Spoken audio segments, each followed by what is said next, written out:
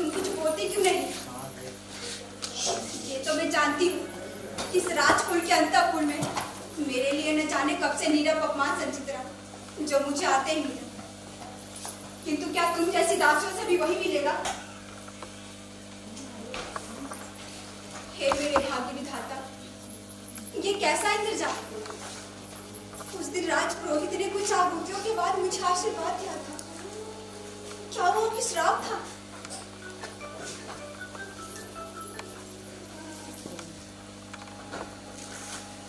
इस राजकुल के अंतःपुर में सब एक रहस्य लिए चलते हैं, बोलते हैं और मौन हो जाते हैं। क्या तुम गूंगी हो? तुम कुछ बोल ना सको, मेरी बातों का उत्तर भी न दो, इसीलिए तुम मेरी सेवा में नियुक्त की गई हो। यह असह्य है। क्या इस राजकुल में एक भी संपूर्ण मनुष्य का दर्शन नहीं मिलेगा? जिधर देखो कुपड़े बोने निकले।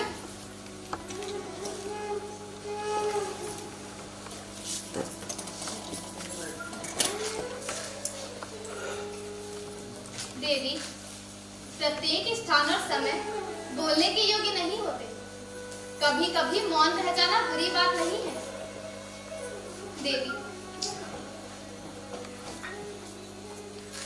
मुझे आप अपनी दासी समझिए।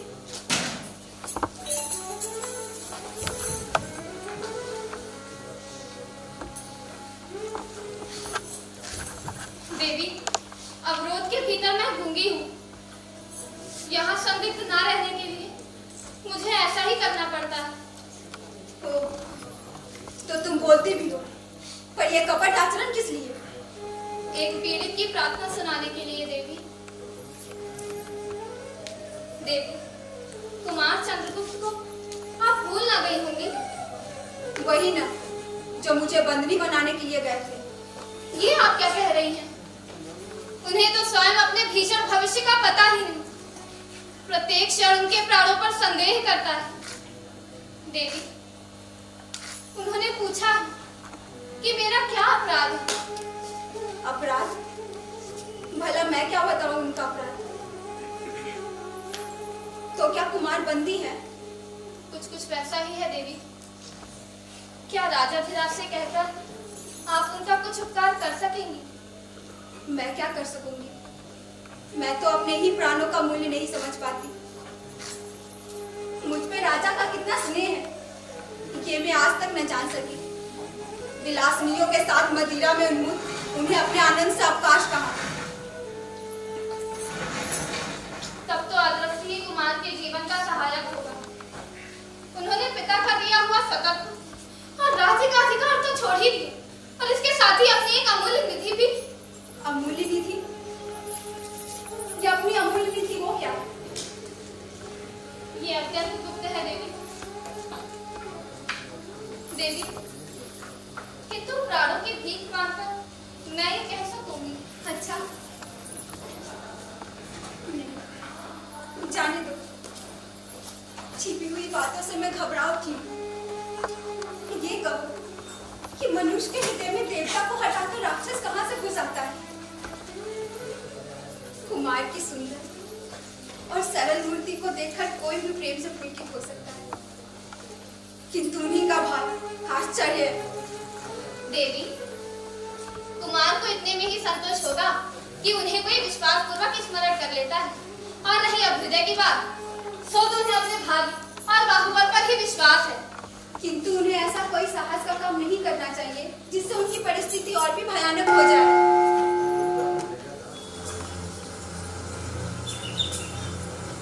देवी,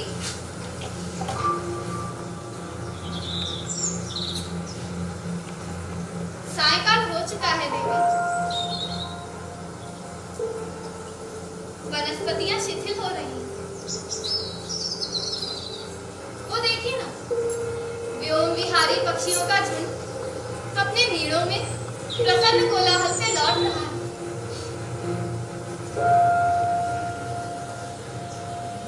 देवी, क्या भीतर चलने की अभी इच्छा नहीं है? चलूंगी क्यों नहीं, किंतु मेरा नीर कहाँ?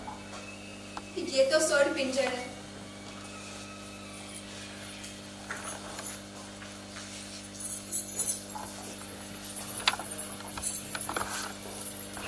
तारा किधर आए हैं क्या?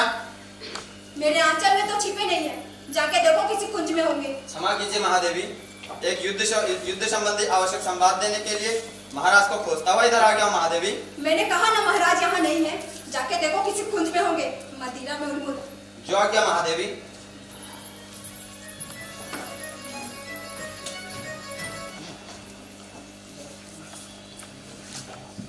महाराज की जय हो। महाराज, युद्ध संबंधी एक आवश्यक संवाद देने के लिए मुझे अमात्य ने भेजा। चिंता करते करते देखता हूं कि मुझे एक दिन मर जाना पड़ेगा।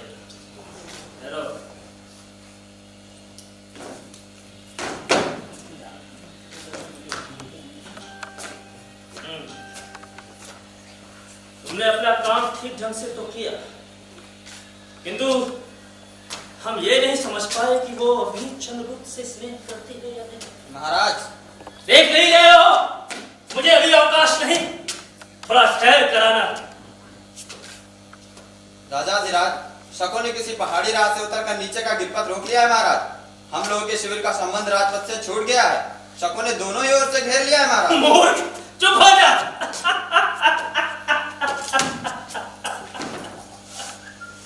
अरे मूर्ख, ये तो और अच्छी बात है। शिविर दोनों ओर से घिरा रहने पर और भी सुरक्षित है। हाँ। तो क्या ध्रुवदेवी मन ही मन चंद्रगुप्त को, क्यों है ना मेरा संदेह? अपराध क्षमा हो देव, अमात्य युद्ध परिषद में आपकी प्रतीक्षा कर रहे हैं। युद्ध तो यहाँ भी चल रहा है, देखते नहीं हो? जगत की अनुपम सुंदरी ध्रुव सौम्य हमसे स्नेह नहीं करती और हमें यहाँ के राजा धीराज। महाराज, शकराज का संदेश लेकर एक दूत भी आया है, किंतु ध्रुव सौम्य उसके मन में टीस है। और जो स्त्री दूसरे के शासन काल में प्रेम किसी दूसरे पुरुष से करती है, उसके भीतर एक विद्रोह का रस उद्दलित रहता है। हाँ, जो स्त्री चंद्रगुप्त से प्रेम कर सकती है, वो कभी भी कुचक्र रच सकती है, कभी भी चोट पहुंचा सकती है। नंदा, स्वामी से कह देना चाहिए कि उसे हमसे प्रेम करना चाहिए, केवल हमसे। महादेवी बन जाना ठीक नहीं चाहिए।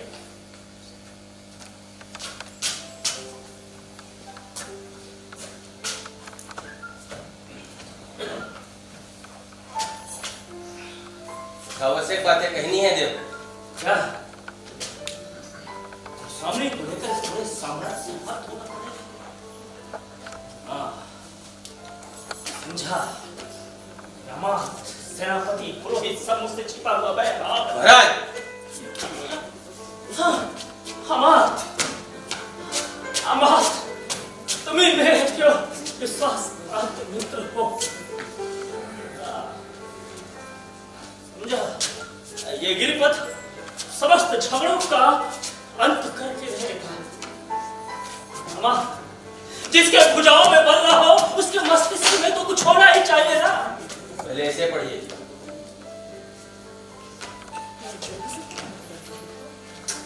ये क्या है अमात? चौंकिए मत। ये घटना इतनी आकस्मिक है कि कुछ सोचने का अवसर ही नहीं मिलता। हाँ, तो ऐसे ही, किंतु मेरे विपरीत बिल्कुल हमें ऐसी पहले से ही आशंका थी। ओ, तब तो महाराज ने अवश्य कुछ सोच लिया होगा। क्यों नहीं? मेघ संकुल आकाश की तरह जिसका भविष्य घिरा हो, उसकी बुद्धि को तो बिजली के समान चमकना ही चाहिए। क्यों नहीं? सोचा तो है हमने। कह दे, क्या आप उसका समर्थन करेंगे? यदि नीति युक्त हुआ तो अवश्य समर्थन करूंगा महाराज। सबके विरुद्ध होते हुए भी स्वर्गीय आर्य समुद्रगुप्त की आज्ञा के प्रतिकूल मैंने ही आपका समर्थन किया था। नियत सिद्धांत के अनुसार ये बात वो हम जानते हैं, किंतु इस समय जो प्रश्न हमारे सामने है, हमें उस पर विचार करना चाहिए। ये तुम अच्छी तरह से जानते हो, मेरी इस विजय यात्रा का एक गुप्त उद्देश्य है। कदाचित उसमें सफलता भी मिलती हुई दिखाई दे रही, बस थोड़े से साहस की आवश्यकता। महाराज, भविष्य के लिए चाहे अच्छा हो, किंतु इस समय तो हमें बहुत से विघ्नों का सामना करना पड़ेगा। बात तब तुम और तुम्हारी बुद्धि कब काम आएगी? वो चंद्रगुप्त के मनोभाव के बारे में कुछ पता चला? अब वो कोई नई बात तो नहीं महाराज। मैं देखता हूँ मुझे सबसे पहले अपने अंतःपुर के शत्रुओं का ही दमन करना पड़ेगा। अमात, दुर्स्वामी के हृदय में चंद्रगुप्त की आकांक्षाएं जाग रही हैं। महाराज यह संभव नहीं है, किंतु इस समय आपको दूर से साक्षात करके उपस्थित राजनीति पर ध्यान देना चाहिए। यह एक विचित्र बात है कि प्रबल पक्ष संधि के लिए संदेश भेजे। अमात, विचित्र हो चाहे सचित्र हो, तुम्हारी उपयोगिता इसी में है कि सारे शत्रु एक ही चाल में परास्त हो जाए। चलो अमात, वो शबराज के दूत से मिलते हैं। शीघ्रता करिए अमात। अमात,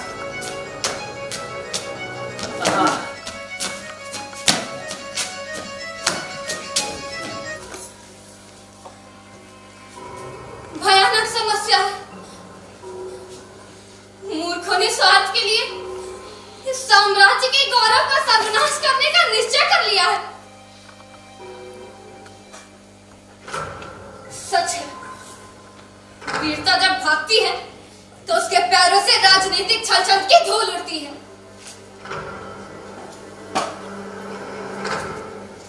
कुमार चंद्रगुप्त को ये सब समाचार शीघ्र ही मिलना चाहिए। गूंगी के अभिनय में महादेवी के हृदय का आवरण तनिक सा हटा है,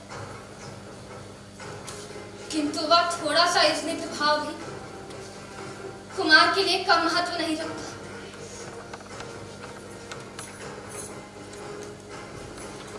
कुमार चंद्रगुप्त कितना समर्पण का भाव है हमें। उसका बड़ा भाई रामगु, कप्ताचारी रामगु, जी करता है इस कलुषित वातावरण से कहीं दूर अपने आप को विस्मत में छुपा लूं।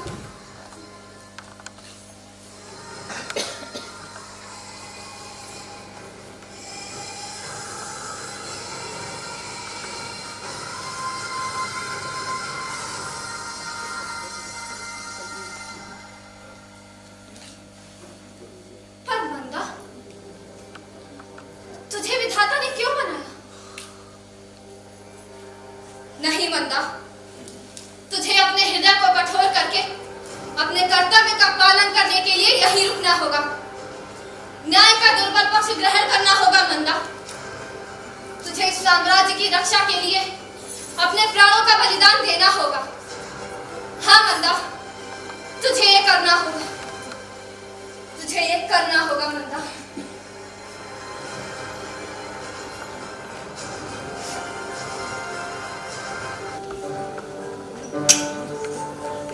जाना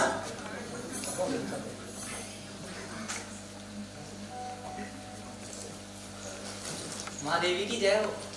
माँ देवी, शिखर स्वामी आपसे मिलना चाहते हैं। क्या कहा? शिखर स्वामी मुझसे मिलना चाहते हैं? हाँ। क्या तो कल मिलूंगी, आज नहीं। जैसी आज्ञा माँ देवी। तो मैं शिखर स्वामी से कह आऊं कि माँ देवी आपसे कल बात करेगी। ठहरो तो,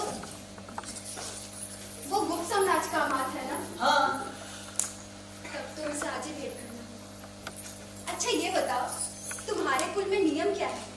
पहले अमात की मंत्रणा सुननी पड़ती है, तब राजा से भेंट होती है। माँ देवी, ऐसे नियम तो मैंने सुने नहीं। माँ देवी, ये जो शिविरी है ना, परम भट्टागर को अवसर ना मिला होगा। माँ देवी, आपको संदेह नहीं करना चाहिए। मैं महादेवी ही हूँ ना? हाँ। यदि ये सत्य है तो क्या तुम मेरी आज्ञा से कुमार चंद्रगुप्त को यहाँ बुला सकती हो? मैं चाहती हूँ कि अमात्य के साथ कुमार से भी कुछ बातें कर लो। क्षमा कीजिए माँ देवी, उसके लिए तो पहले आपको अमात से बात करनी होगी।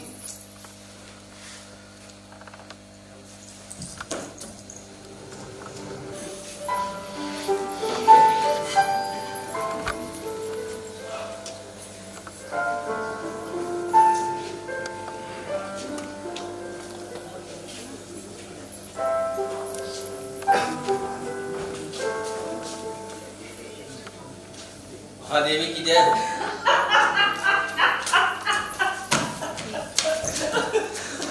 महादेवी की जय हो। स्वागत हो महाराज। इस प्रथम संभाषण के लिए मैं कृतज्ञ हुई महाराज। उबरे जाना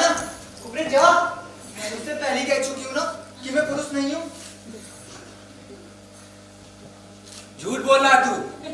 युद्ध की भय से पुरुष होकर स्त्री होने का ढोंग कर रहा है। अरे मैं तो तुझसे पहले कह चुकी हूँ, मैं तो स्त्री हूँ। ये देख, मुझसे विवाह भले कोई कर सकता है, भला युद्ध करना मैं क्या जानू। अच्छा, तो तू स्त्री है, तो क्यों ना मैं युद्ध विजय का उपहार समझकर तेरा हरण कर दूं?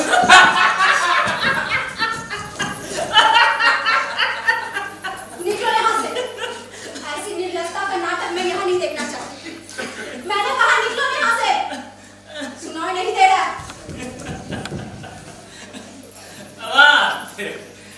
आज ही आप महादेवी से मिलने आए और हम भी चले आए। ये विलक्षण घटना है, ये है ना?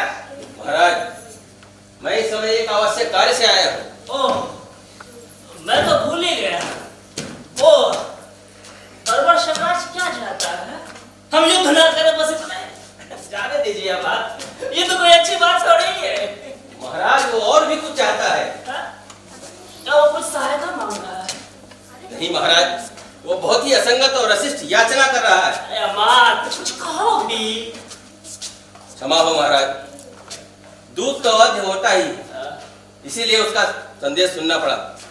वो कहता था कि सकरात से महारानी ध्रुवस्वामिनी का विवाह संबंध स्थिर हो चुका था।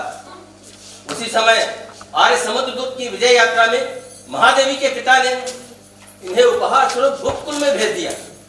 इसीलिए वो महादेवी को ध्रुवस्वामिनी को मांगता है। हाँ महाराज, और वो अपने सामंतों के लिए मगध के सामंतों की स्त्रियों को मांगता है। ठीक ही तो कहता है शकरात। जब उसके पास सामंत है तो उनके लिए स्त्रियों की चाहिए होगी। महाराज, मैं ये जानना चाहती हूँ, क्या गुप्त समाज स्त्री संप्रदाय से बढ़ता है? महादेवी आपसे कुछ पूछना चाहती है, बताइए। मैं क्या कहूँ महाराज, शत्रु पक्ष का यही संधि संदेश है। यदि स्वीकार न हो तो युद्ध कीजिए। शिविर दोनों ओर से घिर गया है। उसकी बातें मानिए या फिर मरकर भी कुल मर्यादा की रक्षा कीजिए। दूसरा कोई उपाय नहीं। तो क्या प्रहार देने के सिवा दूसरा कोई रास्ता नहीं? महादेवी से पूछिए ना। और आप लोग कुबड़े बौने नपुंसकों का नाश देखेंगे। हाँ? मैं ये जानना चाहती हूँ कि किसने सुख दुख में मेरा साथ न छोड़ने की प्रतिज्ञा अपनी बेटी के सामने की थी। किसने की थी भाई? अरे कोई बोलता क्यों नहीं है? तो क्या मैं राजा रामदूत की महादेवी नहीं हूँ? क्यों नहीं हो? किंतु ये अग्निवेदी के समक्ष बैठकर प्रतिज्ञा रामपुत्र ने नहीं की होगी।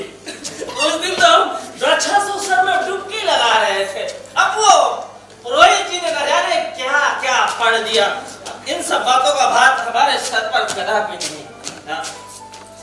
तो फिर ये हुई राजा की व्यवस्था। मंत्री महोदय क्या कहते हैं, ये भी सुन लो। महादेवी, अवसर देखकर राष्ट्र की रक्षा करने वाली उचित सम्मति देना ही तो मेरा कर्तव्य है। राजनीतिक सिद्धांत में राष्ट्र की रक्षा सब उपायों से करने का आदेश है। उसके लिए राजा, रानी, कुमार, अमात्य सबका विसर्जन किया जा सकता है, लेकिन राज विसर्जन अंतिम उपाय है।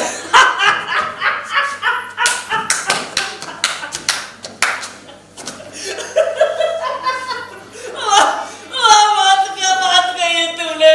इसीलिए लोग तुम्हें राजनीति शास्त्र का बृहस्पति कहते हैं। अमात्य, तुम बृहस्पति हो चाहे शुक्र, ये मैं नहीं जानती। तुमने कहीं आर्य समुद्रगुप्त के पुत्र को पहचानने में भूल तो नहीं करती? सिंहासन पर धक से किसी दूसरे को तो नहीं बैठा दिया? महादेवी, ये आप क्या कह रही हैं? कुछ नहीं, मैं केवल ये कहना चाहती हूँ कि पुरुषों ने स्त्रियों को अपनी पशु संपत्ति समझकर उस पर अत्याचार करने का अभ्यास बना लिया। वो मेरे साथ नहीं चल सकता। यदि तुम लोग मेरी रक्षा नहीं कर सकते, अपनी कुल मर्यादा और नारी का गौरव नहीं बचा सकते, तो मुझे भेज भी नहीं सकते हो। तुम लोगों को आपत्ति से बचाने के लिए मैं स्वयं यहाँ से चली जाऊंगी। महादेवी, राजनीति में ऐसी बातों का स्थान नहीं। जब तक संधि का पूर्ण रूप से पालन न किया जाए, तब तक संधि का कोई अर्थ ही नहीं। देखती हूँ इस राष्ट्र रक्षा यज्ञ में रानी की बलि होगी। दूसरा कोई उपाय नहीं। निर्लज्ज जमात, उपाय हो या न हो, फिर ऐसा प्रस्ताव मैं सुनना नहीं चाहती। महादेवी, एक छोटी सी बात की ना इतना बड़ा उपद्रव। अब दीजिए ना कुछ।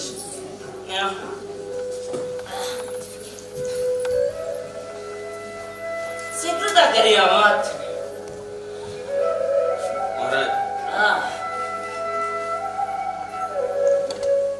अब मैं चाहती हूँ कि अमात यहाँ से बाहर जाए। मैं केवल रानी ही नहीं, एक स्त्री भी। मुझे अपने को पति कहलाने वाले पुरुष से कुछ कहना है, राजा से नहीं। ठहरे अमात, हम भी चलते हैं आपके साथ। अमात, कहाँ जा रहे हैं? आप मुझसे कुछ कहना चाहती हैं? हाँ, मैं आपसे कुछ कहना चाहती हूँ। देखिए, मेरे पिता ने उपहार स्वरूप मेरा कन्यादान किया था। क्या आप अपनी पत्नी शत्रु को उपहार में देंगे? देखिए, मेरी ओर देखिए ना। मेरा स्त्रीत्व अपने का भी अधिकारी नहीं कि अपने को स्वामी समझने वाला पुरुष उसके लिए प्राणों का दाव लगा सके। तुम सुंदर हो, बहुत सुंदर। किंतु सोने की कटार पे मुग्ध होकर उसे कोई सीने पे नहीं भोग लेता। तुम्हारा स्त्रीत्व, तुम्हारा नारीत्व तुम्हारे लिए अमूल्य हो सकता है, परंतु मैं स्वयं के लिए कितना मूल्यवान हूँ ये तुम कदाच नहीं जानती। मैं इस गोकुल की वधू होकर वो सब मैं नहीं सुनना चाहता। राजा, मेरी रक्षा करो राजा। राजा, मैं तुम्हारी शरण की प्रार्थनी। मैं स्वीकार करती कि आज तक मैं तुम्हारी विलास की सहचरी नहीं हुई, किंतु यह अहंकार मेरा टूट गया है राजा। राजा, मेरी रक्षा करो राजा। राजा, राजा, मैं अब तुम्हारी होकर रहूंगी। राजा, राज्य और संपत्ति रहने पर बहुत सी रानियां मिलती है, किंतु व्यक्ति का मान नष्ट होने पर फिर नहीं मिलता। ओह, तुम्हारा ये प्राण घातक स्पर्श बहुत उत्तेजनापूर्ण है। नहीं,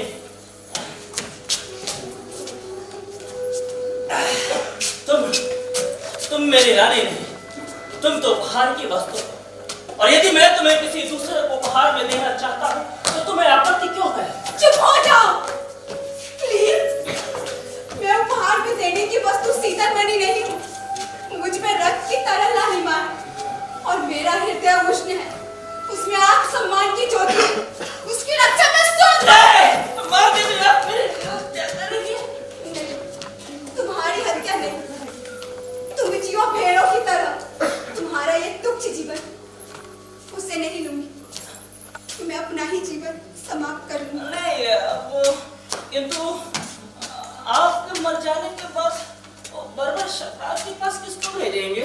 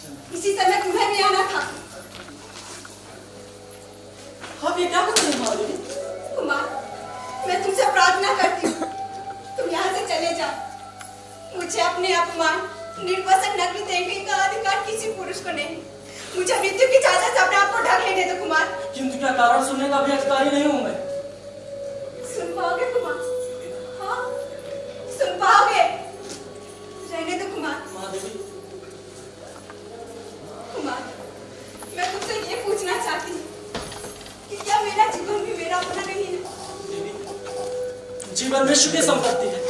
प्रमाद से, क्षणिक आवेश से या दुख की कठिनाइयों से उसे नष्ट करना ठीक तो नहीं होगा। और गुप्त वधु आज ये छिन्नमस्ता का अवतार किस लिए धारण किए हुए हैं? मैं भी तो सुनूं। नहीं, मैं मरूंगी नहीं, क्योंकि तुम आ गए। कुमार, मेरे शिविका के साथ मेरे पिता के घर से तुम ही आए थे ना मुझे यहाँ ले आने के लिए। तुम्हारा ये विश्वासपूर्ण मुखमंडल मेरे साथ आने में क्यों इतना प्रसन्न था? मैं गुप्त कुल वधु को आदर सहित ले आने के लिए गया था, फिर प्रसन्न क्यों ना होता? तो फिर आज उसी तरह तुम मुझे शक शिविर में पहुंचाओगे। महादेवी, ये कैसा परिहास है? कुमार, ये परिहास नहीं, राजा की आज्ञा है। शकराज को मेरी अत्यंत आवश्यकता है। ये नहीं हो सकता महादेवी। जिस मर्यादा के लिए, जिस महत्व को स्थिर रखने के लिए मैंने राजदंड अपनाकर अपना मिला हुआ अधिकार छोड़ दिया, उसका यह अपमान? नहीं, मेरे जीवित रहते स्वर्गीय आर्य समुद्रगुप्त के पुत्र को इस तरह पद दलित होना पड़ेगा। और भी एक बात है, मेरे हृदय के अंधकार में प्रथम की रसिया कर जिसने अपना मधुर आलू उठाल दिया था, उसको भी केवल मैंने इसलिए भूलने का प्रयत्न किया था। कुमार, कुमार तुम चुप क्यों हो गए कुमार? कुमार आगे बोलो ना कुमार। कुमार तुम चुप क्यों हो गए कुमार? देखो तो कुमार, ये भी कोई बात है? आत्महत्या करना कितना बड़ा अपराध है। और आपसे तो वो भी नहीं होता। कुमार के भीतर भरा कलुष कितना कितना भयानक है। कुमार, विनय गुप्त कुल का सर्वोत्तम गृह विधान है, उसे न भूलना चाहिए। जी मां, तभी तो तुमने व्यवस्था दी कि महादेवी को देकर संधि की जाए। क्यों? यही तो है विनय की पराकाष्ठा। ऐसा विनय परमचुकों का आवरण है जिसमें शील न हो, और शील परस्पर सम्मान की घोषणा करता है का पुरुष आर्य समुद्रगुप्त का सम्मान। उसके लिए मुझे प्राण दंड दिया जाए, मैं उसे अचल भाव से स्वीकार करूंगा, लेकिन राजा और राष्ट्र की रक्षा होनी चाहिए। वाह, वाह अमात्य, और राजा अपने राष्ट्र की रक्षा करने में असमर्थ हो, तब भी उस राजा की रक्षा होनी चाहिए। ये कैसी व्यवस्था है अमात्य? तुम मृत्यु दंड के लिए उत्सुक, महादेवी आत्महत्या के लिए प्रस्तुत, फिर ये हिचक क्यों? एक बार अंतिम बल से परीक्षा कर देखो, बचोगे तो राष्ट्र और सम्मान दोनों बचेगा, नहीं तो सर्वनाश। मंदा, ठीक तो है मां? सुनो, ये स्त्री क्या कह रही है? विश्वासघातिनी, काल सर्पड़ी, मेरे प्राण लेने का कौशल। तो ठीक है, हम सब स्त्री बन जाते हैं और बैठकर रोए। कुमार, स्त्री बनना सहज नहीं है, उस दिन तक तुम्हें मुझसे सीखना होगा।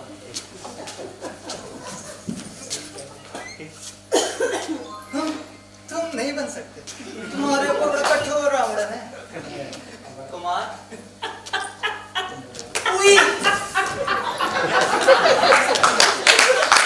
अगर मैं तुम्हें हाथों से सजा दूं, तुम्हें देख के महादेवी विक्रम हो जाए। उसे छोड़ दो। हाय भैया, भैया। यहाँ पर अभी तक सब तो नहीं, बहुत से लोग हैं, किसको निकालोगे? तो तुम्हारी ये बात रही है मां, और उसमें तुम्हारी परिचारिका की सम्मति भी मुझे अच्छी लगी। तो ठीक है, मैं ध्रुव स्वामिनी बनकर अन्य सामंत कुमारों के साथ शक शिविर में जाऊंगा। यदि सफल हुआ तो कोई बात नहीं, अन्यथा मेरी मृत्यु के बाद तुम लोग जैसा उचित समझना वैसा करना। नहीं कुमार, मैं तुम्हें वहां नहीं जाने दूंगी। इस दुर्बल नारी जीवन का सम्मान बचाने के लिए इतने बड़े बलिदान की आवश्यकता अरे नहीं। छोड़ो, ये अनर्थ है। सबके सामने कैसे निर्लजता? ये पाप है। ये पाप है। हाँ, ये पाप है। जो मेरे लिए अपनी बलि दे सकता है, जो मेरे स्नेह, और क्या सकरात मुझे देवी बनाकर भक्ति भाव से मेरी पूजा करेगा? द्वारा लज्जाशील पुरुष का। आज्ञा दीजिए, यही एक उपाय है जो कुमार बता रहे हैं, लेकिन राजनीतिक सिद्धांत के अनुसार महादेवी का भी वहां जाना आवश्यक है। क्यों आवश्यक है? क्या तुम्हें जाना ही पड़ा तो फिर मेरे जाने से क्या लाभ? तब मैं ना जाऊंगा।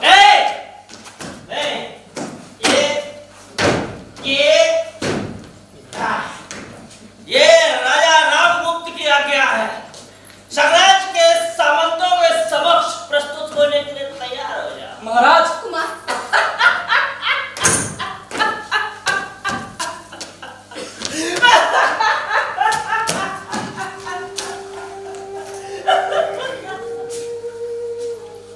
कुमार, निर्णय हो चुका है। हम लोगों का चलना निश्चय है, तो अब इसमें विलंब की आवश्यकता नहीं। कुमार,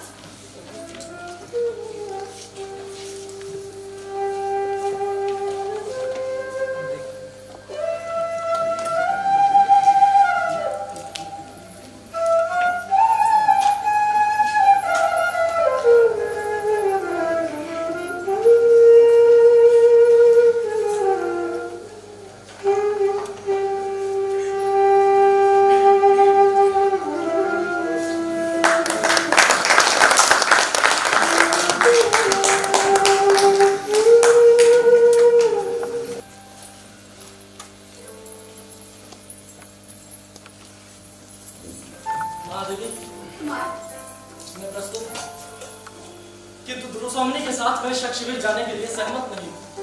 कुमार, राजा की आज्ञा मान लेना ही पर्याप्त नहीं, रानी की भी एक बात मानोगे? और मैं तो पहले ही कुमार से प्रार्थना की थी कि मुझे जैसे ले आए हो उसी तरह पहुंचा भी दो। किंतु महादेवी, वहां मैं सिर्फ अकेले जाना चाहता हूँ। कुमार, ये मृत्यु और निर्वासन का सुख तुम अकेले ही लोगे? ऐसा नहीं हो सकता। राजा की इच्छा क्या है ये जानते ही हो। मुझसे और तुमसे एक साथ छुटकारा, तो फिर वही क्यों ना, हम दोनों ही चलेंगे।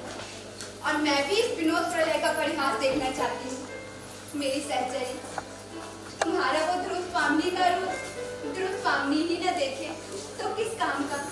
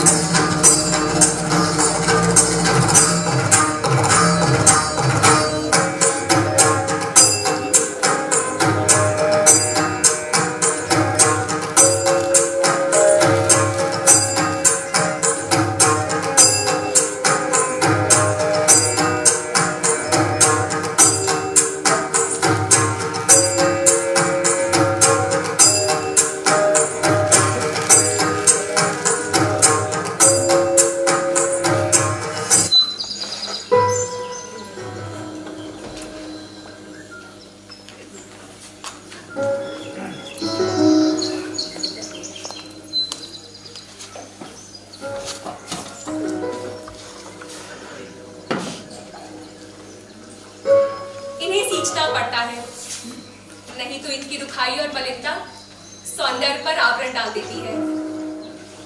और फिर केवल वृक्षों को लगा भर देने से ही हमारा कर्तव्य नहीं पूरा हो जाता। इनकी देखभाल करना, इनको बच्चों की तरह पालना पड़ता है, तभी तो ये हमें सुंदर और स्वच्छ वातावरण देंगे।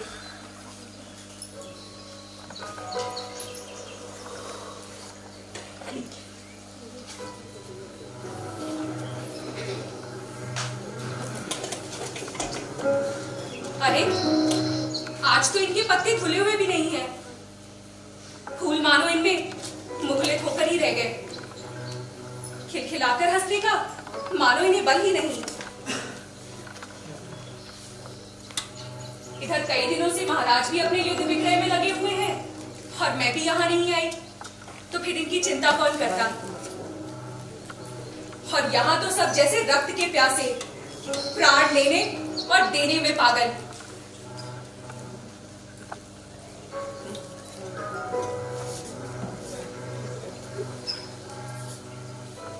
वसंत का असल और उदास पवन आता है, चला जाता है, कोई उस स्पर्श से परिचित नहीं।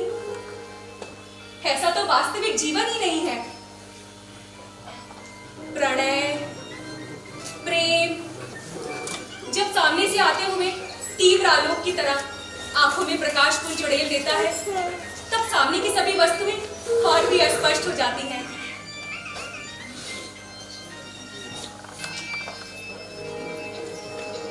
प्रेम करने की भी एक ऋतु होती है। उसमें चूकना, सोच समझकर चलना दोनों ही बराबर है। सुना है दोनों ही संसार के चतुरों की दृष्टि से मूर्ख बनते हैं। तब कोमा, तू किसे अच्छा समझती है?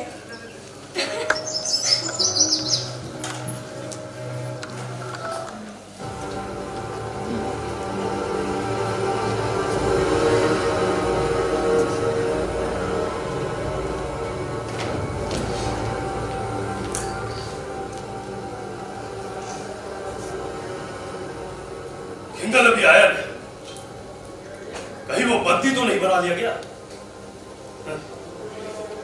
यदि बंधन नहीं है तो उन्हें अपने सिर पर खड़ी विपत्ति दिखाई देनी चाहिए। किंतु नहीं, विपत्ति केवल उन्हीं पर तो नहीं,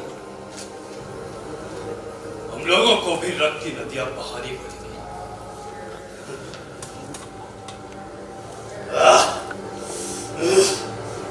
जन बड़ा चंचल हो रहा है, बैठ जाता हूं।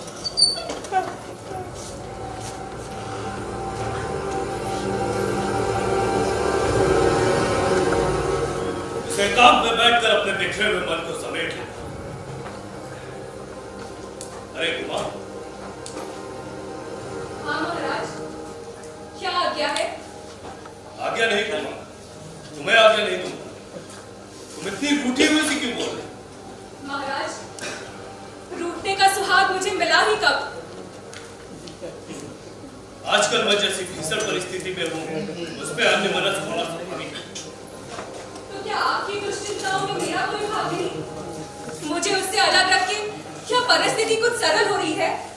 तुम्हारे हृदय को दुर्भावनाओं में डालकर मैं व्यथित नहीं करना चाहता। मेरे सामने जीवन मरण का प्रश्न है। प्रश्न स्वयं किसी के सामने नहीं आते, किंतु मैं समझती हूँ मनुष्य ने जीवन के लिए उपयोगी समझता है। जीवन का प्राथमिक प्रसंग मनुष्य के भविष्य में सौभाग्य और मंगल को आमंत्रित करता है। उसे उदास ही रहो महाराज। सौभाग्य और दुर्भाग्य मनुष्य की दुर्बलता है। मैं तो पुरुषार्थ को ही सबका न्यावा समझता हूँ। पुरुषार्थ ही सौभाग्य को खींच रहा है। इस युद्ध के लिए मैं ही उत्सुक नहीं था, मैं ही दिग्विजय के लिए नहीं निकला था। अभावमयी लघुता में मनुष्य अपने आप को महत्वपूर्ण दिखाने का अभिनय ना करे तो क्या अच्छा नहीं है? यह शिक्षा रहने दो कुमार। मैं किसी से बड़ा नहीं तो छोटा भी नहीं बनना चाहता। तुम अभी तक पाषाणी की तरह वही खड़ी हो। पाषाणी? हाँ राजा, पाषाणी। पाषाणी के भीतर भी कितने मधुर स्रोत बहते हैं। उनमें मदिरा नहीं, शीतल जल की धारा बहती है, जो कि प्यासों की तृप्ति और तो मुझे स्फूर्ति के लिए एक प्याला मदिरा ही चाहिए।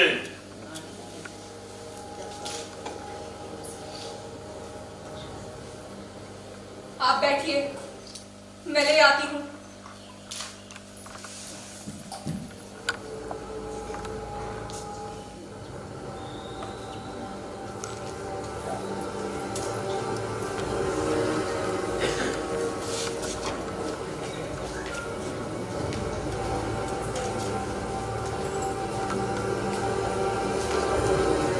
महाराज की जय हो। ओह हिंगल, कहो क्या समाचार? महाराज, मैंने तो बहुत अच्छी तरह समझा दिया है कि हम लोगों का विरोध दृढ़। उन्हें दो में से एक करनी, या तो अपने प्राण दे, अन्यथा संधि के नियमों को स्वीकार करें। अच्छा, तो क्या वे समझ गए? दूसरा उपाय ही क्या था महाराज? वो छोकरा रामगुप्त समुद्रगुप्त की तरह दिग्विजय करने निकला था, किंतु उसे बीहड़ पहाड़ी घाटियों का परिचय न मिला था। सब बातों को समझकर महाराज वो अपने नियमों को मानने के लिए बाध्य हुआ। ए, तुम क्या सच कहते हो? मुझे आशा नहीं। क्या रामगुप्त ने मेरा दूसरा प्रस्ताव भी स्वीकार कर लिया? हाँ महाराज, उसने मांगे हुए सभी उपहारों को देना स्वीकार किया। द्रुस्वामिनी बहुत जल्द आपके चरणों में उपस्थित होंगी। हिंगल, हिंगल, तुमने कितना सुंदर समाचार सुनाया।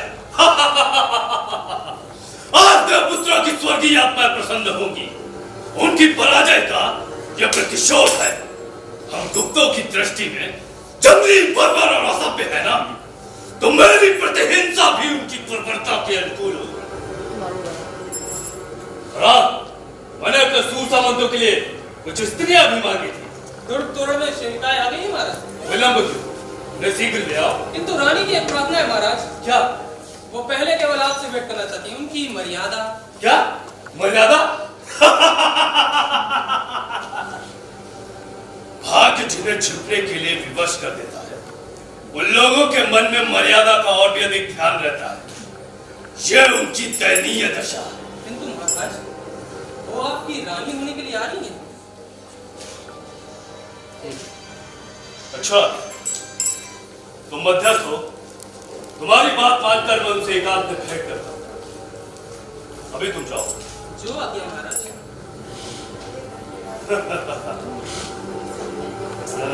महाराज, अरे अब मुझे क्या आज्ञा है? उमा, तुम अभी तक यहीं खड़ी हो? मैं तो जैसे भूल ही गया। इधर बहुत चंचल हो रहा है उमा, मेरे समीप आओ। नई रानी के आगमन की प्रसन्नता से। क्यों, नई रानी का ना तुम्हें अच्छा नहीं लगा? राजा, संसार में बहुत सी बातें बिना अच्छी हुए भी अच्छी लगती हैं, और बहुत सी अच्छी बातें बुरी मालूम पड़ती हैं। तुम तो आचार्य मेहरदेव की तरह दार्शनिकों सी बातें करने लगे। वो मेरे पिता तुल्य हैं, उन्हीं की शिक्षा में मैं पली बड़ी हूँ।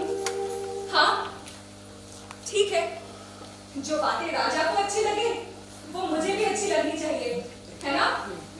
अच्छा, तुम इतनी अनुभूति में हो, ये मैं आज जान सका। मेरे राजा, जिस दिन तुम्हारी स्नेह सूचनाओं की सहज प्रसन्नता और मधुर आलापों ने मेरे इस मन के नीरस और नीरव शून्य में संगीत की, वसंत की और मकरंद की सृष्टि की थी, उसी दिन से मैं अनुभूतिमय बन गई थी। क्या वो मेरा भ्रम था? कह दीजिए कि वो मेरी भूल थी। नहीं कुमार, वो तुम्हारा भ्रम नहीं था। सचमुच तुमसे प्यार करता हूँ। तब भी ये बात? कौन सी बात? वही जो आज होने जा रही है। मेरे राजा, आज तुम एक स्त्री को अपने पति से विच्छेद कराकर अपने गर्भ की तृप्ति के लिए ये कैसा अनर्थ कर रहे हो? पागल कुमार, वो मेरी राजनीति का प्रतिशोध है। किंतु क्या राजनीति का प्रतिशोध एक नारी को पिछले बिना नहीं हो सकता? जो विषय समझ में ना आए उस पर विवाद न करो, समझे? मैं क्यों न करूं? किंतु नहीं, मुझे तो विवाद करने का भी अधिकार नहीं, ये मैं समझ गई। आचार्य, मैं वंदना करता हूं। कल्याण हो।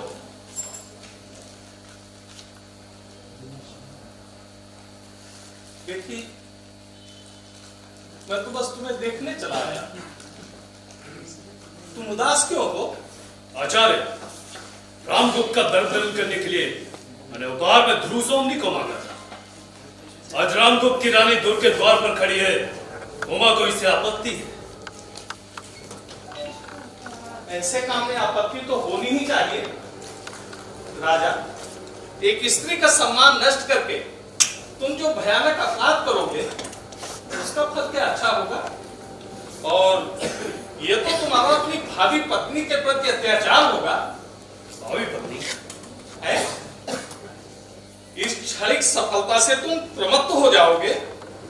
क्या तुमने अपने आचार्य की प्रतिपालिता कुमारी के साथ स्नेह का संबंध स्थापित नहीं किया है?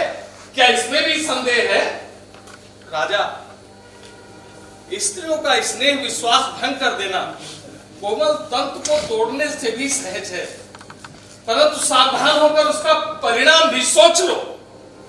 अच्छा, मैं समझता हूं कि आप मेरे राजनीतिक कार्यों में हस्तक्षेप ना करें तो बेहतर हो। राजनीति? मनुष्यों के लिए राजनीति ही सब कुछ नहीं है। और राजनीति के पीछे तुम कहीं नीति से भी हाथ ना दो बैठो, जिसका विश्व मानव के मध्य व्यापक संबंध है।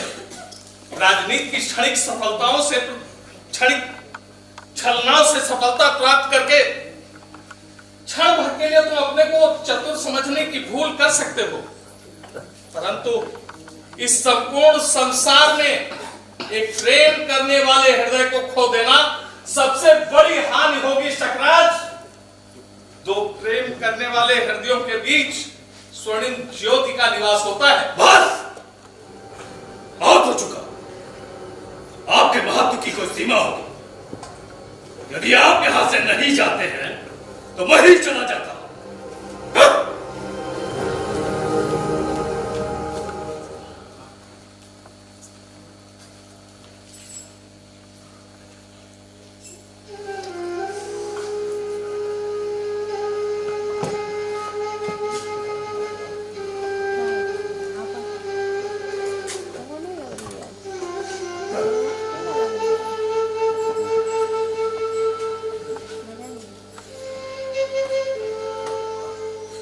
चल कुमा, हम लोगों को लताओं, वृक्षों और चट्टानों से ही छाया और सहानुभूति मिलेगी। इस दुख से बाहर चल। पिताजी। बेटी, हृदय को संभाल, कष्ट सहन करने के लिए प्रस्तुत हो जा। प्रताड़ना में बड़ा मोह होता है, उसे छोड़ने को मन नहीं करता। कोमा, छल का बहिरंग सुंदर होता है, विनीत और आकर्षक भी, पर दुखदाई और हृदय को बेंधने के लिए इस बंधन को तोड़ डाल। तोड़ डालू पिताजी?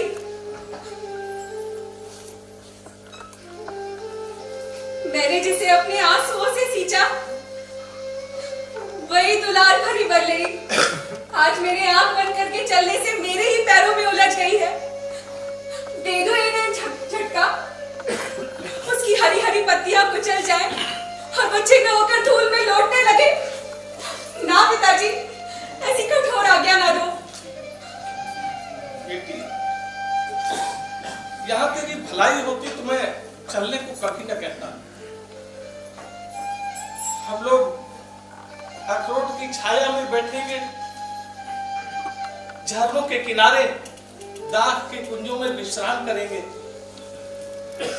नीले आकाश में मेघों के टुकड़े जब मानसरोवर की ओर जाने वाले हंसों का अभिनय करेंगे, तब तो अपनी तकलीफ पर ऊंट काटती हुई कहानी कहेगी और मैं सुनूंगा। तो चलो, एक घड़ी के लिए मुझे। तू नहीं मानती? वो देख।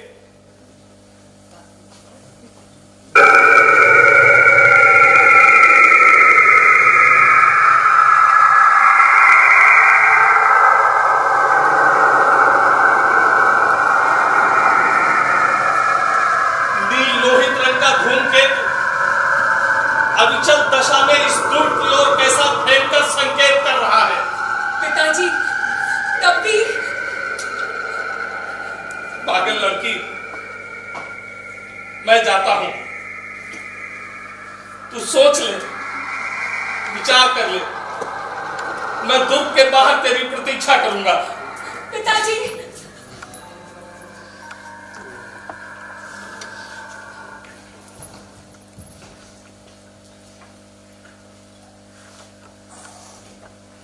जाना ही होगा, फिर ये मन की उलझन क्यों?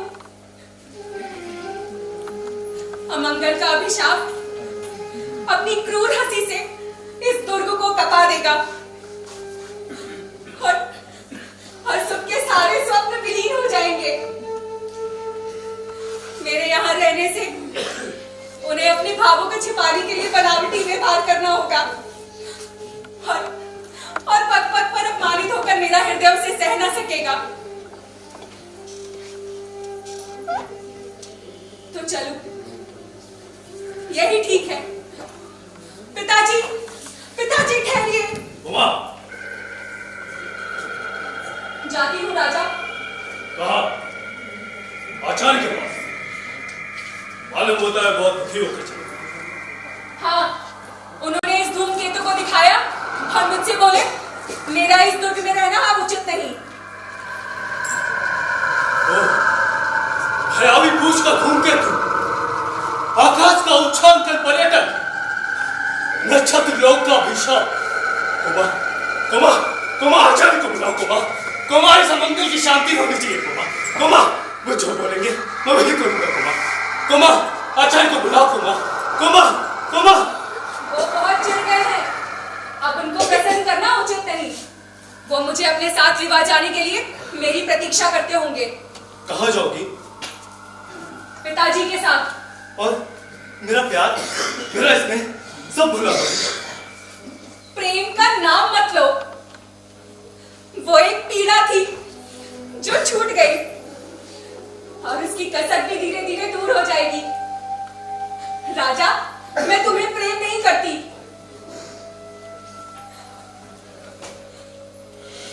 मैं तो दर्द से तुम्हारी इस पास वही पुरुष मूर्ति की पुजारी थी जिसमें अपने पैरों में खड़े रहने की दृढ़ता थी। इस स्वार्थ मलिन कलुष से भरी मूर्ति से मेरा कोई परिचय नहीं। और हाँ, जो अपने तेज की अग्नि में सब कुछ भस्म कर सकता हो, उसका ये आकाश के नक्षत्र क्या पता बिगाड़ सकते हैं। तुम तो आशंका मात्र से ही दुर्बल, कंपित और भयभीत हो। भयानक कोमा, मुझे बचाओ। जाती हूँ राजा, पिताजी मेरी प्रतीक्षा करते होंगे।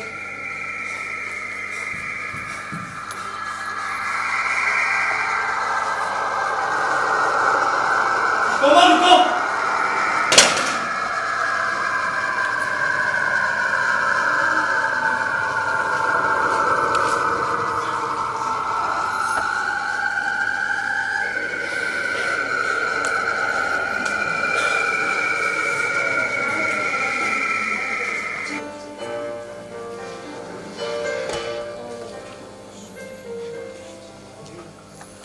महाराज की जय हो।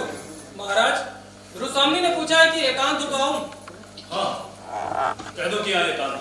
जी महाराज। और सुनो, यहाँ कोई दूसरा ना ले। जो आज्ञा महाराज।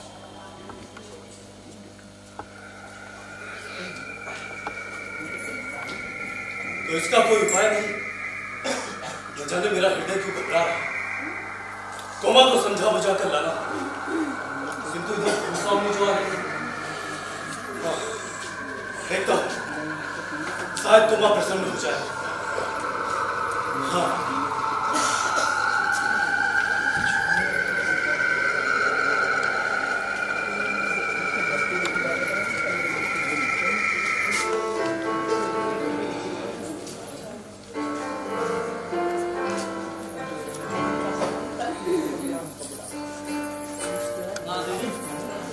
आज आप कितने प्रसन्न हैं?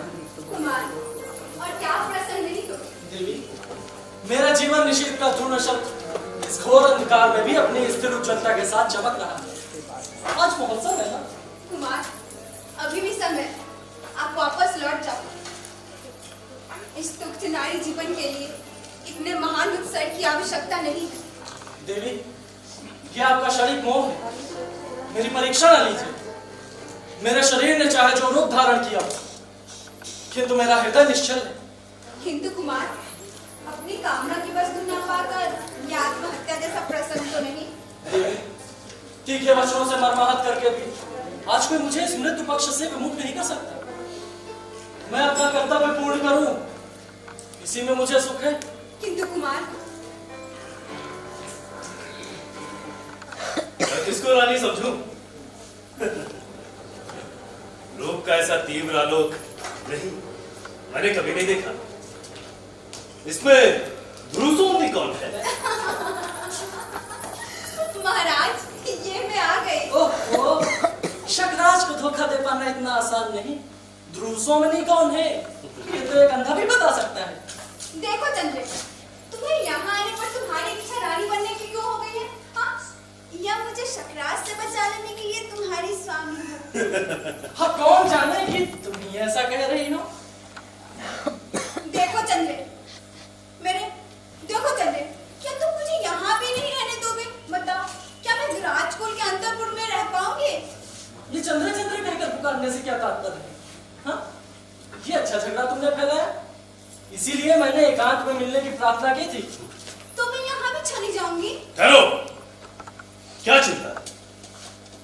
यदि मैं तुम दोनों को ही रानी समझ लो, क्यों? इसमें बुरी बात क्या है? जी नहीं, ये नहीं हो सकता। ध्रुव स्वामी कौन है, पहले इस बात का निश्चय होना चाहिए। देखो चंद्र, मेरे भाग के आकाश में धूमकेतु से अपनी गति बंद करो। ओह, भयानक। ध्रुव, बार बार झगड़ा न फैलाओ। चंद्रे, तो फिर मेरा और तुम्हारा जीवन मरण साथी होगा। तो फिर डरता कौन है? ठहरो। आचार्य ने ठीक कहा, आज उचित समय नहीं है। मैं कल किसी विश्वसनीय व्यक्ति को बुलाकर इस बात का निर्णय करूंगा। आज तुम लोग विश्राम करो। नहीं, इसका निर्णय तो आज ही होना चाहिए। मैं कहता हूं ना। अरे बारे कहने वाले, कौन काम करना चाहता? मैं वो चंद्रगुप्त तुम्हारा काल, मैं स्वयं आया हूं तुम्हारी परीक्षा लेने। सावधान।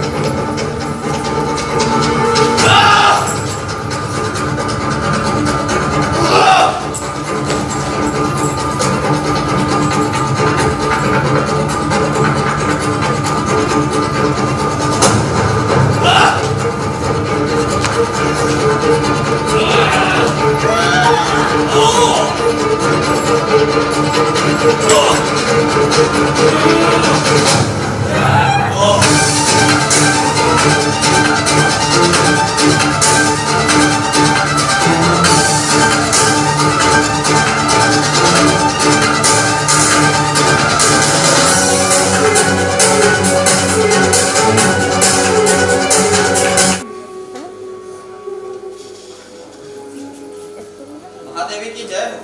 महादेवी, विजय का समाचार सुनकर राजा धीराज जोगी में आ गए हैं। अभी तो वे सैनिकों से बातें कर रहे हैं। उन्होंने पूछा है कि महादेवी कहाँ है। महादेवी, आपकी जैसी आज्ञा हो, क्योंकि कुमार ने कहा है कि क्या कहा है? यही ना कि मुझसे पूछे बिना राजा यहाँ ना हो। ठीक है, अभी मैं बहुत थकी हुई हूँ। और तुमने ये नहीं बताया कि कुमार के घाव अब कैसे हैं? घाव चिंताजनक नहीं है महादेवी, उनकी हड्डियां बन चुकी हैं और कुमार प्रधान मंडप में विश्राम कर रहे हैं। महादेवी, ठीक है, अब तुम जाओ। जो आज्ञा महादेवी। भाभी, भाभी, भाभी बधाई है।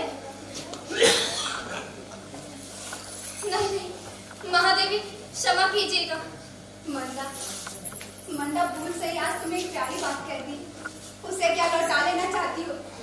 यदि ये सत्य होती। क्या इसमें भी संदेह है? मुझे तो संदेह का इंद्रजाल ही दिखाई पड़ता है। मैं ना तो महादेवी हूँ और ना ही तुम्हारी भाभी। महादेवी,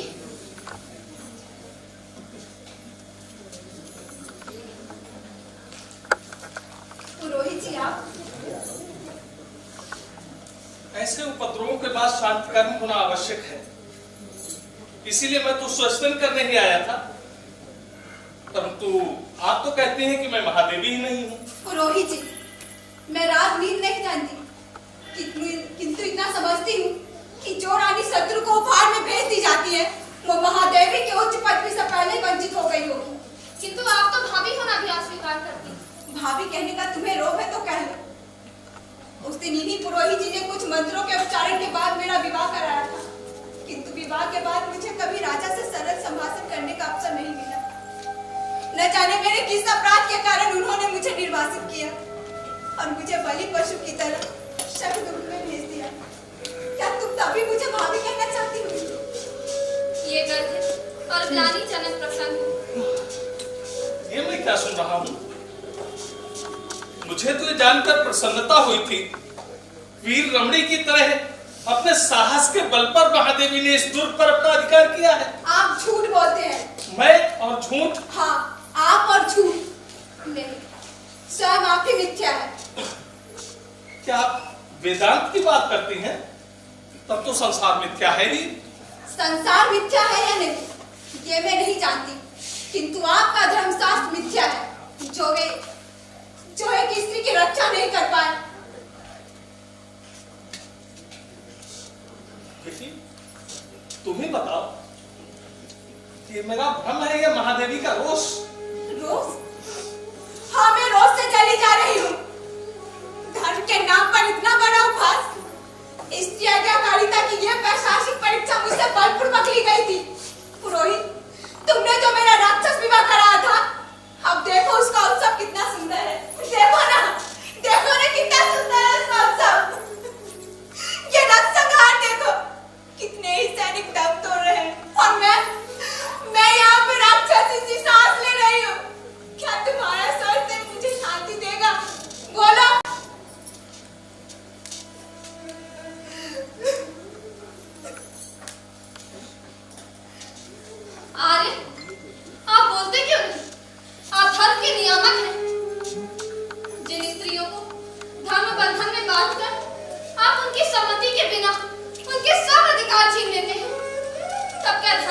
कोई प्रतिकार, कोई संरक्षण नहीं छोड़ते जिससे वे स्त्रियां आपत्ति के समय अवलंब मांग सके। क्या भविष्य के सहयोग की कोरी कल्पना से उन्हें संतुष्ट रहने की आज्ञा देकर आप विश्राम ले लेते हैं? नहीं, स्त्री और पुरुष का परस्पर विश्वासपूर्ण अधिकार, रक्षा और सहयोग ही विवाह कहा जाता है। यदि ऐसा न हो तो धर्म और विवाह एक खेल है। खेल हो या न हो, किंतु एक पति द्वारा परित्यक्ता नारी का मर जाना ही मंगल। उसे स्वस्थ है और शांति की आवश्यकता नहीं। ये मैं क्या सुन रहा हूं? विश्वास नहीं होता। यदि ये बातें सत्य हैं, तब तो मुझे पुनः एक बार धर्म शास्त्रों का अवलोकन करना ही चाहिए। महादेवी, सज्जाद की एक बालिका से मिलना चाहती है। क्या मुझसे? ठीक है, इसे अंदर भेज दो। क्या महादेवी?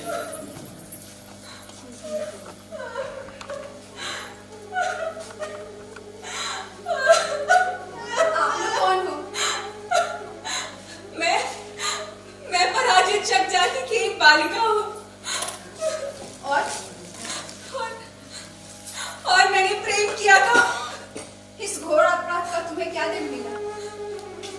वही जो स्त्रियों को प्रायः मिलता है, निराशा, निष्पीड़न और उपहास। रानी मैं तुमसे भीख मांगने आई हूँ। रानी, शत्रुओं के लिए मेरे पास कुछ नहीं है। अधिक खट करने पर दंड भी मिल सकता है। तुम चाहती क्या हो?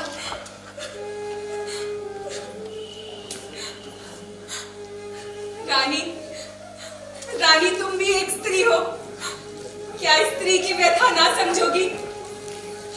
आज तुम्हारी विजय का अंधकार तुम्हारी शाश्वत स्त्रीयत को ढक ले। किंतु सबके जीवन में एक बार प्रेम की दीपावली जलती है। जली होगी अवश्य। तुम्हारे जीवन में भी वो आलोक का महोत्सव आया होगा, जिसमें हृदय को पहचानने का प्रयत्न करता है, उदार बनता है और सर्वस्व दान करता है। रानी मुझे शकराज का शव चाहिए। रानी, मुझे शकराज का शव चाहिए। चलो, प्रेम के नाम पर जलना चाहती हो तो चलो। जीवित रहने पर मालूम होता है कि तुम्हें अधिक शीतलता मिल चुकी है। अवश्य तुम्हारा जीवन धन्य हो। इसे ले जाने दो। क्या महादेवी?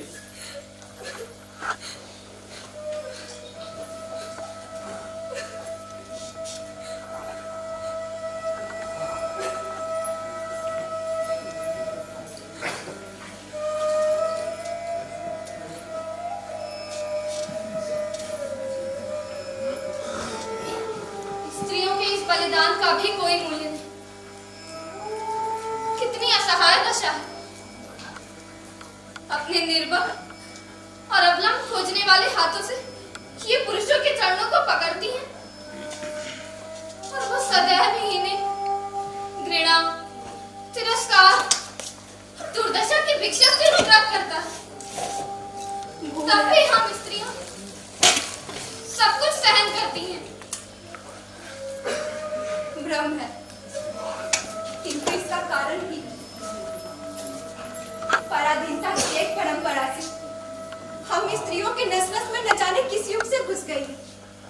उसे समझकर भी भूल करनी पड़ती है। मंदा, क्या वो मेरी भूल ना थी? दुर्ग की विजय मेरी सफलता है या मेरा दुर्भाग्य? इसे मैं नहीं समझ सकती। नारी हृदय जिसके मध्य बिंदु से हटकर शास्त्र का एक मंत्र कील की तरह कर गया और उसे अपने सरल प्रवर्तन चक्र में घूमने से रोक रहा। निश्चय वो कुमार चंद्रगुप्त की अनुरागनी होगी। कौन? मंदा। अरे कुमार, अभी थोड़ा विश्राम करते। विश्राम? भला मुझे कहाँ विश्राम? मेरा कर्तव्य पूर्ण हो चुका है। मेरा अब यहाँ ठहरना उचित नहीं। किंतु महादेवी की जो बुरी दशा है क्यों? उन्हें क्या हुआ?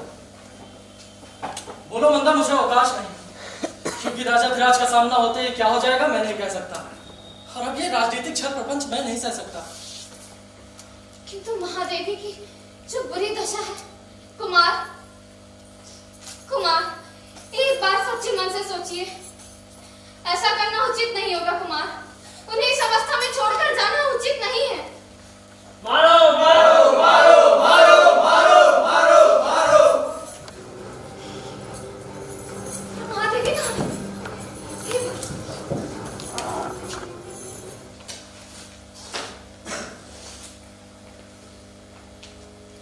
विधान की स्याही का एक बिंदु गिरकर भाग्य लिपि पर कालिमा चढ़ा देता है। मैं आज यह स्वीकार करने से भी संकुचित हो रहा हूं कि ध्रुव सावनी मेरी है। हाँ, वो मेरी है। आरंभ से ही मैंने उसे संपूर्ण भावना से प्रेम किया है। मेरे हृदय के अंत स्थल की मूक स्वीकृति आज बोल रही है मैं पुरुष हूं। नहीं, मैं अपनी ही आंखों से अपना वैभव और अधिकार दूसरों को अन्यायपूर्वक छीनते देख रहा हूं, और मेरी बागदत्ता पत्नी जो मेरे ही अनुत्साह से मेरी नहीं रही। नहीं, ये शील का कपट मोह और प्रवंचना है। मैं जो हूं वही तो स्पष्ट रूप से प्रकट नहीं कर पा रहा। ये कैसी विडंबना है। विनय के आवरण में मेरी कायरता अपने को कब तक छिपा सकेगी? कुमार कुमार कुमार, शकराज का शव लेकर जाती हुई शक्कन्या और उसके साथी सैनिकों का राजा धीराज के सैनिकों ने वध कर डाला। क्या? हाँ महादेवी। महादेवी की जय। आप लोग यहाँ? महादेवी, आपकी आज्ञा के विरुद्ध राजा धीराज ने निरीक्षकों का संहार करवा दिया। फिर आप लोग इतने चंचल क्यों हैं? राजा को आज्ञा देनी चाहिए, प्रजा को नतमस्तक होकर संभालना होगा। किंतु अब ऐसे नहीं है देवी। राजसत्ता के अस्तित्व की घोषणा के लिए इतना भयंकर प्रदर्शन। महादेवी, मैं तो कहूँगा इस दुर्ग में आपकी आज्ञा के बिना राजा का नाम न्याय है। मेरे वीर सहायकों, मैं तो स्वयं एक परित्यक्ता और हतभाग्नी स्त्री हूँ। मुझे तो अपनी स्थिति की कल्पना से भी झोंक हो रहा है। मैं क्या कहूँ? मैं सच कहता हूँ देवी, रामगुप्त जैसे राजपथ को कुलसित करने वाले के मेरे हृदय में तनिक भी श्रद्धा नहीं। विजय को साथ दिखाने यहाँ वो किस मुंह से आए जो हिंसक का अखंडी श्री एवं क्लीव है।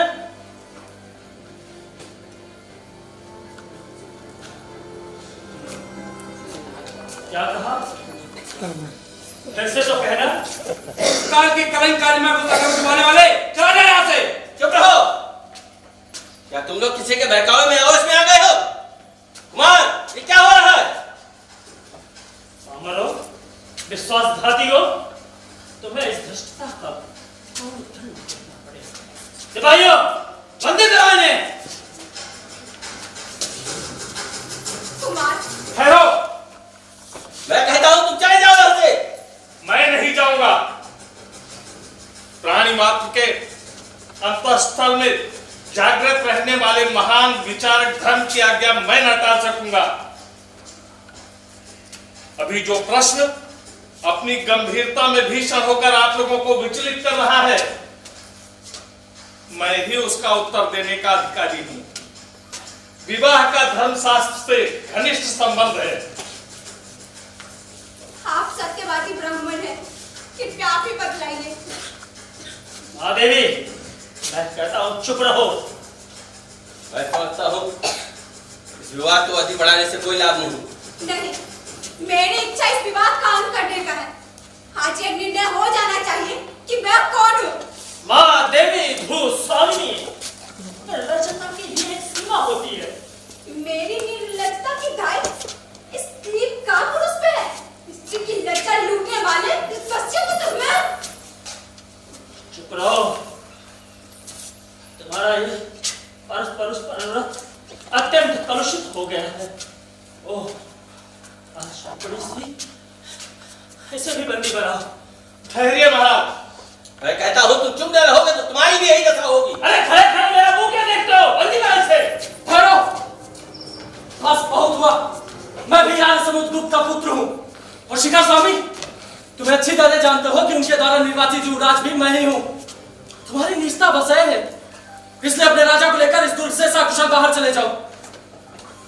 इस दुर्ग में शकराज के समस्त अधिकारों का स्वामी आज से मैं हूँ। क्या? इन सामंत कुमारों को मुक्त करो।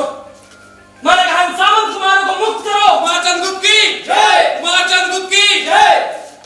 कुमार, इस कलह को मिटाने के लिए हमें परिषद का निर्णय मान्य होना चाहिए।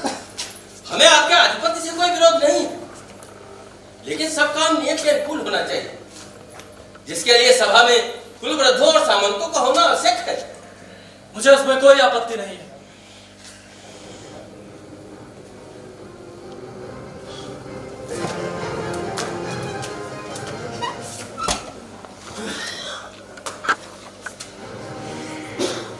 कुमार, बीती हुई बातों को भूल जाने में ही भलाई। भाई भाई की तरह गले लगकर गुप्त कुल का गौरव बढ़ाइए। तुम गौरव किसे कहते हैं? वो है कहीं लोग जर्जर शरीर पर अलंकारों की सजावट, मलिनता, कलुष की ढेरी पर बाहरी कुमकुम के असर कर ले गौरव नहीं बढ़ाता। बोलो कुटिलता की प्रतिमूर्ति, बोलो मेरी बाध्यता पत्नी और मेरे पिता द्वारा दिए हुए सिंहासन का अपहरण किसके संकेत से हुआ और छल से? बंद करो ये अनर्थ प्रलाप। कुमार, तुम मेरे भाई हो ना, मैं तुम्हें क्षमा करता हूं। मैं उसे नहीं मानता और क्षमा देने का अधिकार भी तुम्हारा नहीं रहा, क्योंकि अब तुम राजा नहीं हो। इसलिए अभियुक्त बनकर खड़े रहो और न्यायपूर्वक अपने अपराधों को सुनो। ये है गुप्त कुल की वधू मंदा। अरे जाओ, राजा का घर मंदा का गला नहीं घोट सकता। तुम लोगों को यदि कुछ भी बुद्धि होती तो अपनी कुल मर्यादा को, नारी को शत्रु के दुर्ग में क्यों ना भेजते। भगवान ने नारी को उत्पन्न करके ही केवल अधिकारों से वंचित नहीं किया, किंतु तुम लोगों की दस्ती वृत्ति ने उन्हें लूटा है। मेरी इस परिषद से प्रार्थना है कि यार समुद्र के विधान को तोड़कर जिन लोगों ने राज की विष किया हो उन्हें दंड मिलना ही चाहिए। मंदा, तुम क्या कह रही हो? मैं तुम लोगों की निष्ठा की गाथा सुना रही हूँ। अरे सुन नहीं सकते? तुम्हारी प्रवंचनाओं ने जिस नरक की सृष्टि की है उसका अंत समीप है। ये साम्राज्य किसका है? किसका है ये साम्राज्य? चंद्रगुप्त का या फिर राजगुप्त का? इससे छल और बल से विवाह करके नारी को शत्रु के दुर्ग पे बिना विरोध के भेज दिया। ये तुम्हारे गुप्त साम्राज्य का सम्राट है। और ये ध्रुव, जिसे कुछ दिनों तक तुम सब ने महादेवी कहकर संबोधित किया है, वो क्या है? कौन है वो? और इसका कैसा अस्तित्व है? कहीं धर्मशास्त्र हो तो उसका मुख खुलना ही चाहिए। शिखर, अभी मुझे कुछ बोलने दोगे या नहीं? राज्य के संबंध में मैं कुछ नहीं कहना चाहता, वो तुम्हारी राजनीति जाने, परंतु इस विवाह के संबंध में तो मुझे कुछ कहना ही चाहिए। कहिए देव, आपके तो धर्मशास्त्र के मुख है। देव, आप ही हम लोग को इस बर्बरता से बचा सकते हैं। विवाह की विधि ने देवी ध्रुवस्वामिनी और रामगुप्त को एक भ्रांतिपूर्ण बंधन में बांध दिया है। धर्म का उद्देश्य इस तरह पददलित नहीं किया जा सकता। माता और पिता के प्रमाणों के कारण से धर्म विवाह केवल परस्पर द्वेष से टूट नहीं सकते, परंतु यह संबंध तो उन प्रमाणों से भी विहीन है। और ये रामगुप्त ये मृत और प्रव्रजित तो नहीं, पर गौरव से नष्ट, आचरण से पतित और कर्मों से राजकिल्विषी क्लीन है। ऐसी अवस्था में रामगुप्त का ध्रुवस्वामिनी पर कोई अधिकार नहीं। मूर्ख, चुप हो जा।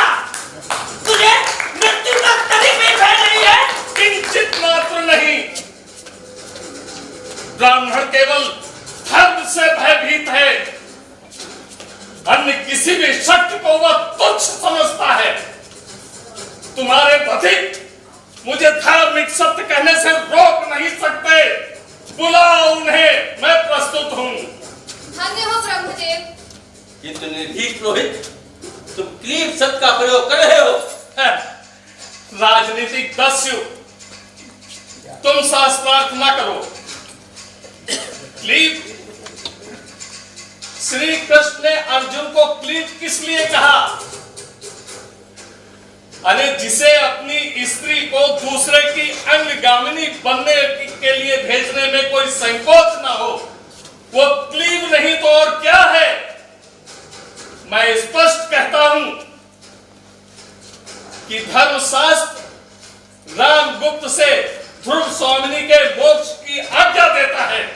अनार्य पतित और क्लीव रामगुप्त गुप्त साम्राज्य के पवित्र राज सिंहासन पर बैठने का अधिकारी नहीं। अरे चुप हो जाओ। अब विश्वासघाती हो। मैं तुम जैसे कुत्तों के भौंकने से अपने न्याय संगत अधिकारों को नहीं छोड़ूंगा। किंतु परिषद का विचार तो मानना ही होगा। शिखर, तुम ही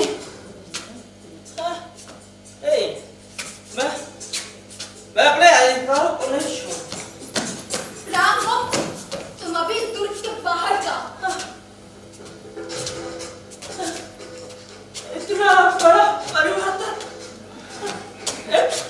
एक स्त्री अपने पति का नाम ले रही है,